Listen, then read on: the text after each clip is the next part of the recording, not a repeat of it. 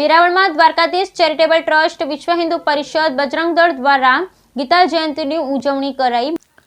વેરાવળ લુહાણા મહાજનવાડી પર વિશ્વ હિન્દુ પરિષદ, બજરંગ દળના સંયુક્ત ઉપક્રમ પર દ્વારકાધીશ ચેરિટેબલ ટ્રસ્ટના કિશોરભાઈ સામાણી દ્વારા ગીતા જયંતીની ઉજવણી ધાર્મિક કાર્યક્રમ અંતર્ગત આમંત્રિત મહેમાન નગરપાલિકા પ્રમુખ પલ્લવીબેન જયદેવભાઈ જાની, પૂર્વ પ્રમુખ જગદીશભાઈ પોપડી સહિત ભારતીય જનતા પાર્ટી મહિલા મોરચાના મંજુલાબેન રાજેશભાઈ સુયાણી સહિત અન્ય અગ્રણીઓ ઉપસ્થિત રહેલ।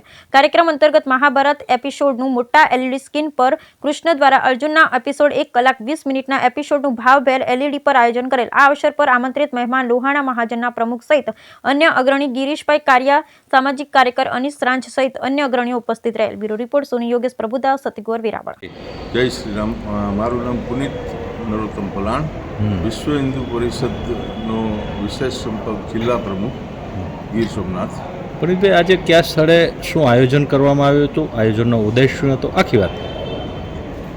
આજે ગીતા જયંતિ નિમિત્તે ગીતાજીના જે ઉપદેશ છે એનું મહાભારતમાં જે કૃષ્ણ ભગવાને અર્જુનને જે સરળ ભાષામાં એનો ઉપદેશ આપેલો છે તે સમજાવવામાં આવ્યો અને એનું મોટા પડદા ઉપર લાઈવ પ્રસારણ જેવું કરવામાં આવ્યું કે જેનાથી ભગવાન